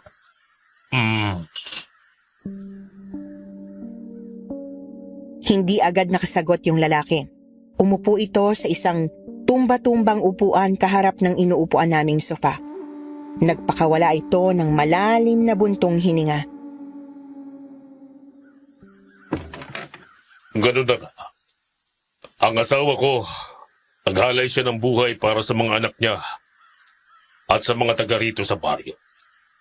Ang panganay ko, yung lalaki, siya naman ang unang sumumpa sa mga nilalang na yun sa lugar na ito. Yung 3 kong dalaga, naiwala ang mga kwintas nila at sunod-sunod silang namatay. Ang asawa ninyo ay nag-alay ng buhay niya kagaya ng ginawa ninyo sa bata? Yun lang ang tanging paraan. Kailangang ang isa sa amin ay mag-alay ng dugo at puso tuwing piyesta bilang handog sa kanila. Ang mga aswang na yon ay patuloy na nabubuhay at lumalakas dahil sa mga handog na dugo at puso tuwing araw ng piyesta. Hindi ko maintindihan. Bakit ginagawa yun sa inyo ng mga nilalang na yon? Makinig kayo at ipapaliwanag kong mabuti. Sige po. Ang mga aswang na yon ang tunay na tagapamahala ng lugar na ito. Nandito sila bago pa dumating ang mga residente rito. Maraming nanirahan at nagsilipatan dito dahil mataba ang lupa at magandang magtanim. Dito rin gustong tumira ng mga tao na gustong malayo sa ingay ng kabayanan. Mga taong gusto ng tahimik na buhay pero kapag nakarating ka rito, hindi ka na makakaalis. Natuklasan nga po namin yun. Dahil parang nawawala ang daan palabas. Tuso ang mga aswang na yon sa totoo lang. Nagbabantay sila sa mga daan at minamanipula ang isip ng mga taong nagtatangkang tumakas o umalis sa lugar na ito. Inililigaw nila ang mga ito para hindi na sila makaalis pa. At habang buhay na nilang maging alipin, paraan nila yon para hindi maubusan ng supply ng mga dugo at puso para patuloy silang mabuhay. May napapala pa ba ang mga tao dito sa pangaalipin nila? Nakikinabang sila dahil sa matabang lupa ng lugar na ito. Isa pa, naniniwala mga tao rito na kaya patuloy silang nananagana sa mga pananimay dahil binabantayan at pinalalago ito ng mga aswang. Ang iba rito ay parang normal na lang ang lahat. Wala na silang pakialam kung may namamatay sa harap nila o may mga taong iaalay sa aswang. Ang importante para sa kanila ay nabubuhay sila kahit alipin pa ng mga hindi nakikitang nilalang. Pero isa lang ang masasabi ko sa inyo. Lahat ng nakatira rito ay mga biktima. Manong, hindi po kaya masamang kinikwento niyo sa amin yan? Baka magalit ang mga aswang sa inyo. Kayo na lang kasi ang wala pang alam sa mga totoong nangyayari. At dapat nyo lang itong malaman. Dahil isa na rin kayo sa residente ng lugar na ito. Nag-aalala po ako. Baka ikapahamak ninyo ito. Ginawa ko lang kung anong makakabuti. Kung mamatay man ako, ilibing nyo na lang ako sa likod bahay kung nasa ang aking pamilya. Walang kabaong dito, kaya isilid nyo na lang ako sa kung saan. Manong, O sige na, kukuha na ako ng mga herbal na itatapal sa inyo. Magpahinga na muna kayo dyan. sige po. Sa hindi malamang dahilan, pakiramdam ko ay hindi tama ang ikwento ng lalaki ang tungkol sa lugar na yon dahil parang may mangyayaring hindi maganda. At nang nagpapahinga na kami sa isa sa mga kwarto sa bahay niya, may narinig kami ni Darcy.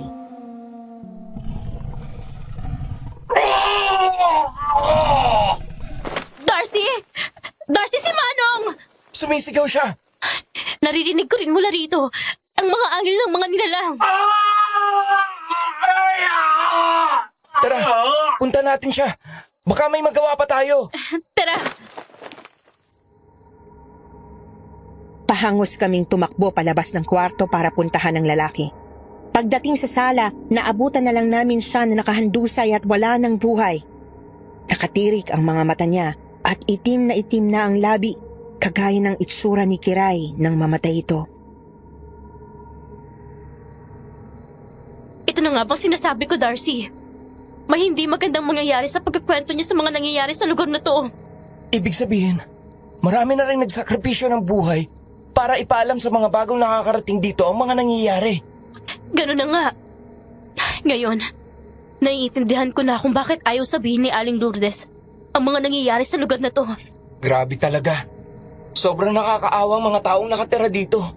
Wala na silang laya. Konting maling kilos nila na lumalaban sa mga aswang, buhay nila ang kapalit.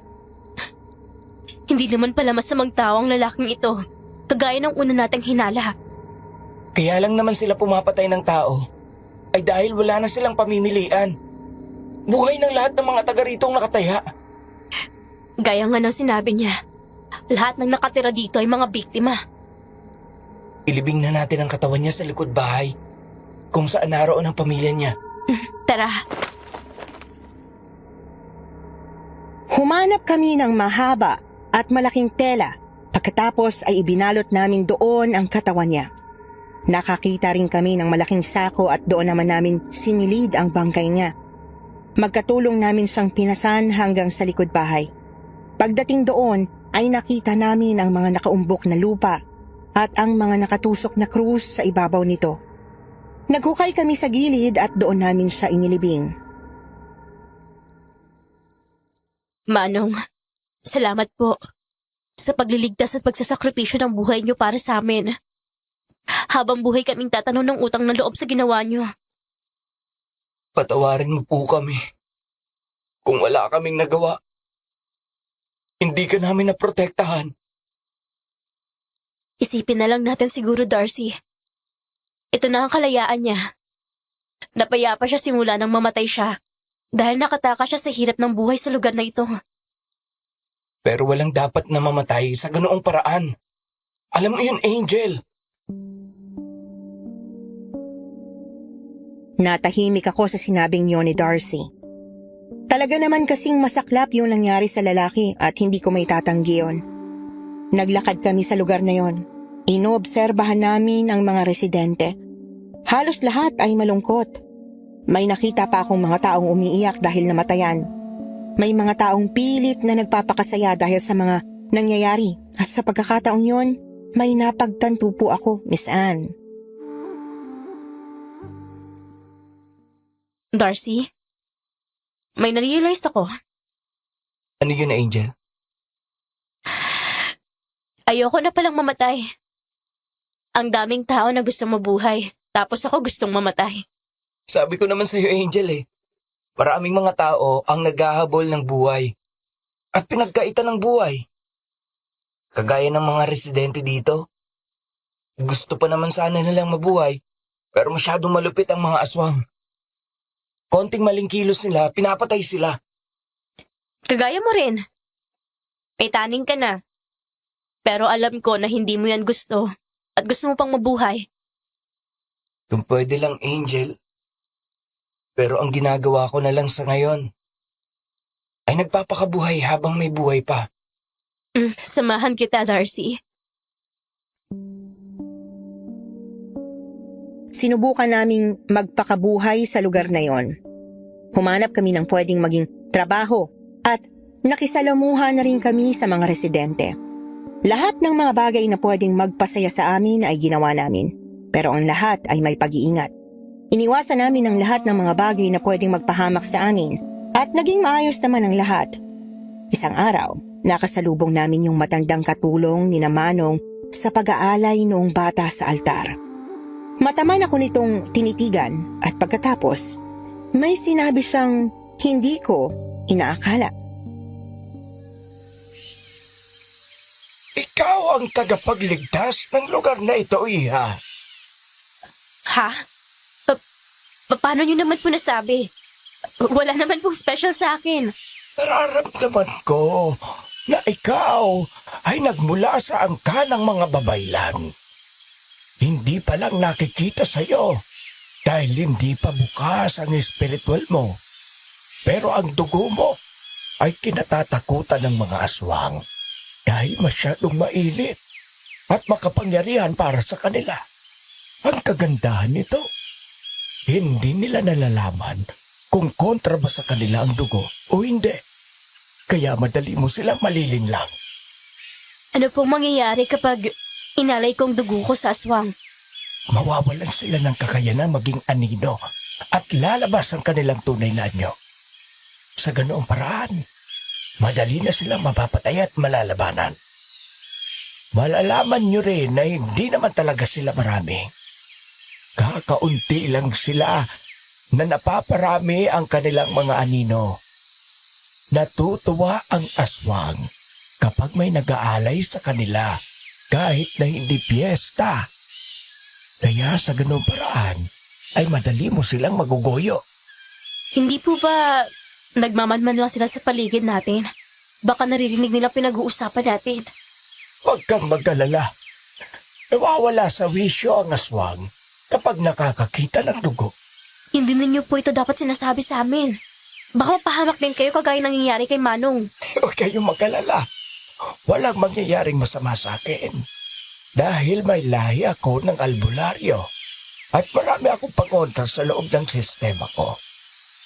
Pero mas malakas ang sa babae lang, mas makapangyarihan ito. Kaya ikaw, Iha, ikaw na ang pag-asa ng baryong ito. Nagkataon lang na ngayon ka lang dumating. Nagkatinginan kami ni Darcy. Nang dahil sa sinabi ng matanda ay nagkaroon ako ng ideya at pag-asa. Sa wakas, may paraan na para makapunta sa lugar na yon. Pumunta kami ni Darcy sa altar kung saan nag-aalay at pagdating doon, inilagay ko ang dala naming maliit na palanggana saka ko sinugatan ang aking braso at isinahod doon ang aking dugo. Alay! Angel, tama na. Marami na yan. Baka maubusan ka ng dugo. Okay na nga ito. Angel, may paparating yata dito. Oo nga. Si Aling Lourdes pala. Ano kayang gagawin niya rito? Tanungin na lang natin. Kayong dalawa, anong ginagawa niyo rito? Aling Lourdes, natuklasan ni Mang Jose na may lahi daw akong babaylan. Talaga? Ibig sabihin, ikaw ang matagal na naming hinihintay sa lugar na ito.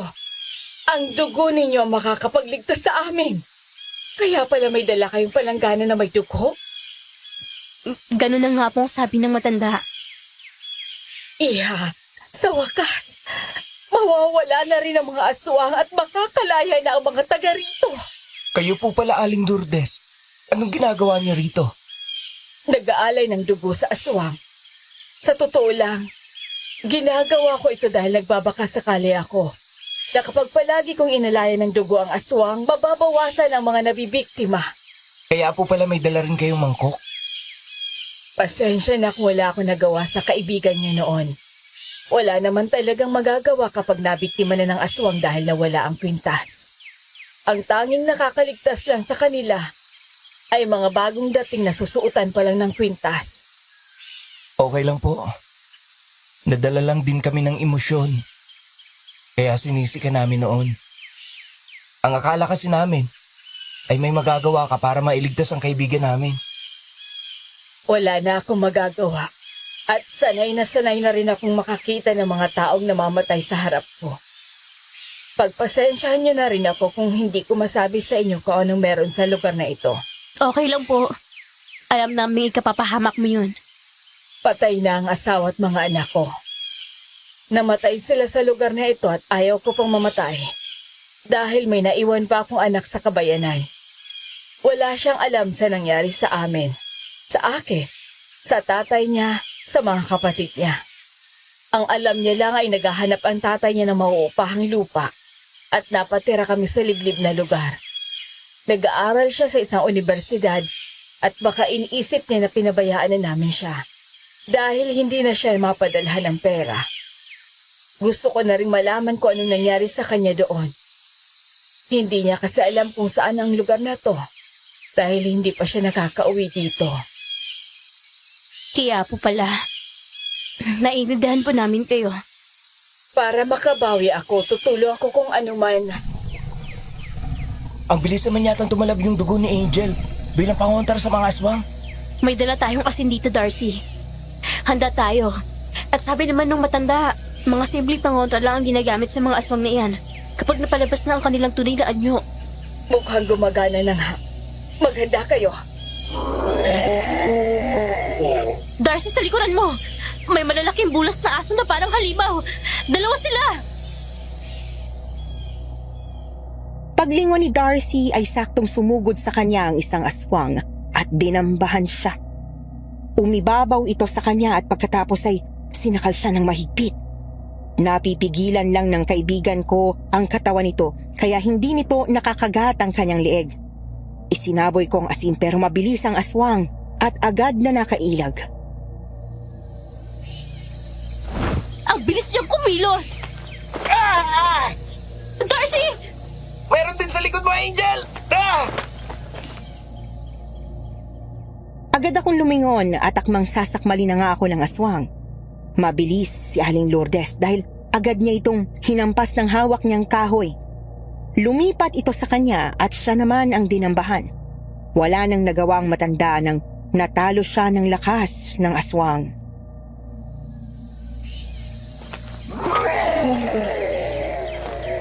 Walang hiya kang aswang ka! Ikaw ang pumatay sa anak at asawa ko! Ikaw ang sumira sa buhay naming lahat! Ay, Diyos ko!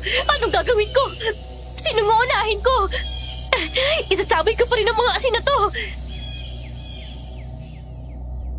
Isinaboy ko ang natitirang asin sa mga aswang at kasabay noon ang malakas na usok na nanggagaling sa may sukalan. Amoy bawang at amoy kamangyan.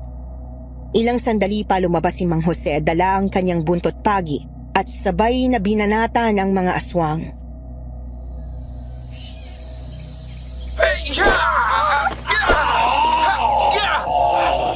Walang hiya kayong mga aswang kayo!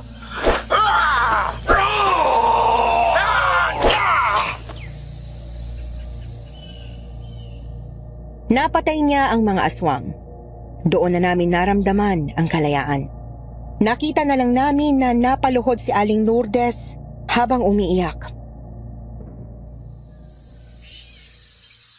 Diyos ko, napatay din ang aswang. Salamat, Mang Jose. Alam ko lang na pupuntahan ng mga batang ito ang altar dahil na rin sa mga sinabi ko. At alam niyo ba, ang higit nating dapat pasalamatan ay ang dalagang ito. Siya ang nagligtas sa buhay nating lahat. Tama, siya nga. Iha, maraming salamat. Utang na loob namin ang buhay namin sa'yo. Maraming salamat. Hindi ko rin po inakala. Sobrang baba ng tingin ko sa sarili ko. At may kwenta pa rin palang buhay ko kahit matagal ko na itong gustong tapusin. Iha, lahat tayo ay may kwenta ang buhay.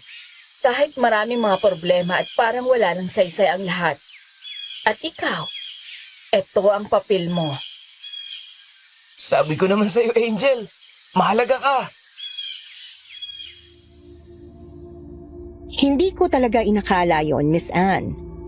Ako pala ang makakapagligtas sa baryong yon. Simula nung araw na yon, wala na yung mga aswang. Nakaalis na rin ang mga taong matagal nang gustong umalis sa lugar na yon at si Aling Lourdes, nadalaw na niya ang anak niya. Nakauwi na rin kami ni Darcy. Pag-uwi namin, may nalaman kami. Patay na pala ang pamilya ni Kiray.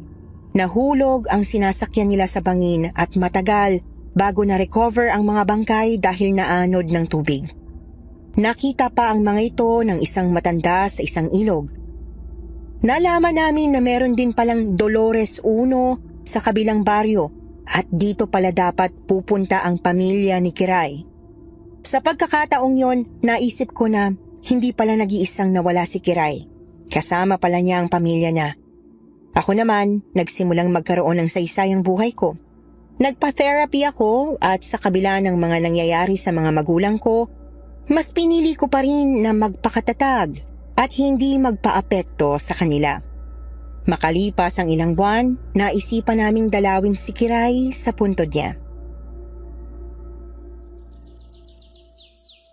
Next month, ipapalipat na natin si Kiray sa libingan ng mga pamilya niya para magkakasama na sila. Kaya nga, para di na siya nag-iisa dyan. Kiray, miss na kita. Miss na miss ka na namin. Pero alam ko, kasama mo ng pamilya mo. Hindi mo na sila kailangang hanapin at wala na kayong nararamdamang lungkot at hirap dyan. Sayang. Ikaw pa naman sana ang una mag-congratulate sa akin. Uy, kamusta na pala yung pagpapagamot? Hindi raw malignant yung tumor ko sa ulo. So malaki ang chance sa gumaling. Basta tuloy-tuloy yung pagpapagamot. Uy, salamat sa Diyos. Hindi mo na kailangang isipin yung taning mo dahil buhay na buhay ka. Tama ka nga. Dapat sinubukan ko ulit magpatingin sa doktor. Sabi ko naman sa iyo eh. Congrats din. At ang laki ng improvement mo. Masayahin ka na ngayon. At palagi ka nang nakangiti. Tama ka rin, Darcy. Huwag mawala ng pag-asa. At simula nang maligtas ko yung Dolores Uno, doon ko na-realize na mahalaga pa rin pala ako. Sabi ko naman sa'yo eh. Habang buhay, may pag-asa.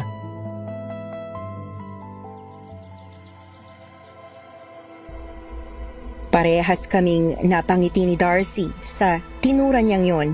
Parehas kaming naging matatag at parehas kaming may natutunan. Ilang taon na ang lumipas at naging successful na kami sa buhay ni Darcy. Pero hindi po kami nagkatuluyan ha. Talagang magkaibigan lang kami at parehas na kaming may asawa. Yung lahi ko sa pagkababaylan, pakiramdam ko unti-unti na siyang lumalabas dahil nakakabasa ako ng aura ng tao at nagkakaroon din ako ng mga premonisyon kapag may namamatay. Pero ginagamit ko yun ng tama sa pagtulong sa iba at sa mabubuting bagay. Hanggang dito na lamang po ang aking kwento at sana po ay nagbigay ito ng kilabot at may natutunan ang mga tagapakinig. Lubos na gumagalang, Angel. Sa mga tagapakinig, alin sa mga character ang may pagkakapareha sa inyo? Paki-comment po ang inyong kasagutan at huwag kalimutang mag-like and subscribe. Maraming salamat